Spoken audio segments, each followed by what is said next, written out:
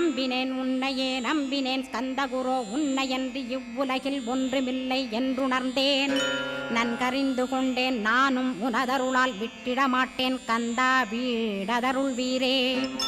நடுநற்றித்தானத்து நான் உனை தியானிப்பேன் பிரம்ம மந்திரத்தை போதித்து வந்திடுவாய்.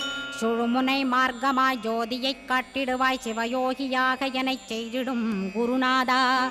ஆசையறுத்து அறநடியைக் காட்டிவிடும் மெய்யடியராக்கி மெய்வீட்டில் இருத்திவிடும்.